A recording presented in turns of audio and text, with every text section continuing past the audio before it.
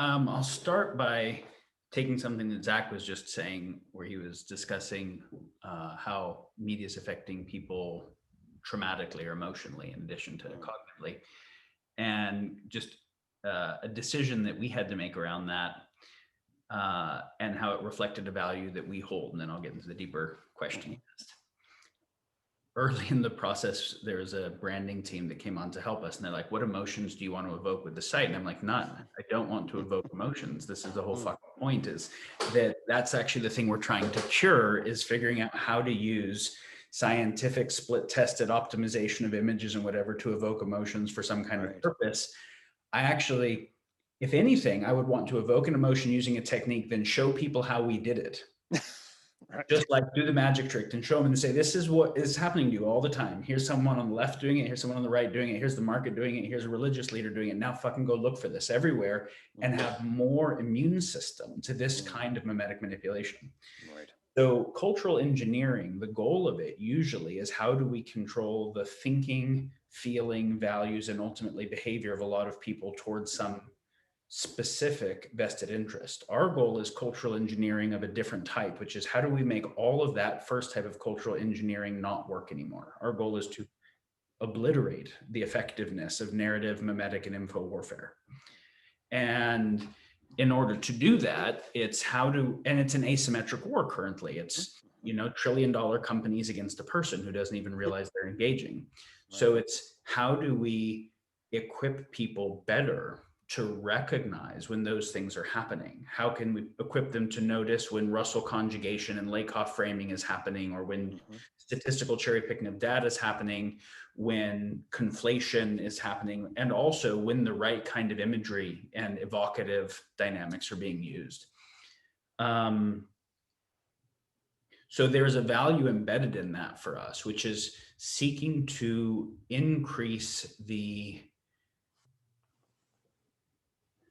it corresponds to when, Greg, you were saying liberalism earlier, and what the core of it means, that the idea of promoting liberty and the sovereignty of the individual. How do we actually increase the sovereignty of the individual against asymmetric forces seeking to co-opt it?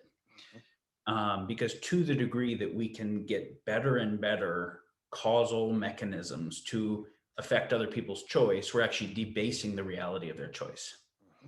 And an ethical system, however we figure it out, is a system for making the right kinds of choices, but it doesn't mean we take away other people's choices. So to the degree that I compelled someone into an ethical choice, it's no longer ethical. Right. So our goal is, how do we actually help nurture the growth of people who think and reflect deeply on these things, and want to talk with and listen to other people who are also thinking on them. And we don't have to have an absolute ethical system. Like, most ethical systems have reductio ad absurdum applications that show where they become nonsense. If your goal is a negative utilitarian and you want to minimize suffering, you should kill the universe because there's suffering in the universe, right? And there's each of those different, every form of utilitarianism has some weird edge cases like that. So do values ethics. And so again, there's a fundamentalism I'm not seeking. I'm seeking people who can ground abstractions and felt sense, and have a certain trust of their own reasoning and a trust of other people's reasoning, to come to what the best emergent thing they can move forward with is.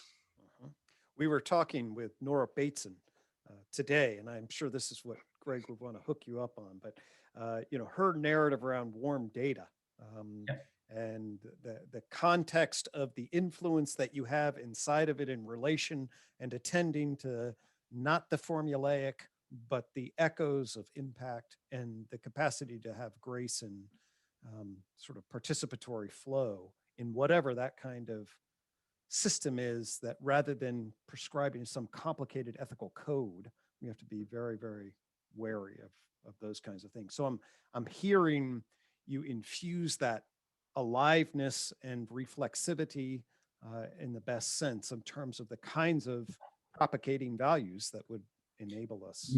Nora's work with warm data is one of the things that I hope we can signal boost, because she's looking at complexity from the embodied standpoint. So not kind of the mathematics that are studied at Santa Fe Institute, but the complexity of how many different contexts and perspectives and nuance people can inhabit in the way they approach anything. And I think it's more relevant to actual choice making. Specifically, though, any ethical system that gets formalized and optimized, I believe, becomes a paperclip maximizer. And I'm particularly concerned with, as people pursue enlightenment ideas and they go more rational, you get instrumental rationality and utilitarian or consequentialism, and you can do the worst evil things in the name of utilitarian ethics. Because if I'm sure that the trolley is going to kill 100 people if I don't do anything, then of course I'm justified in making it for sure kill one person.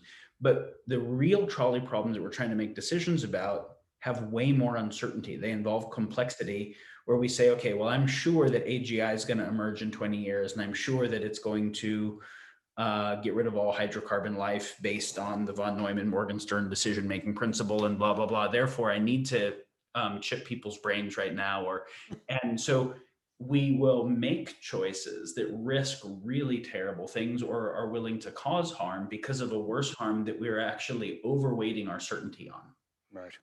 And so bad epistemics combined with fear of the unknown and a desire for excessive certainty driving instrumental rationality is the name of a lot of well-intentioned evils. Yeah, no. And so we have to be careful with that.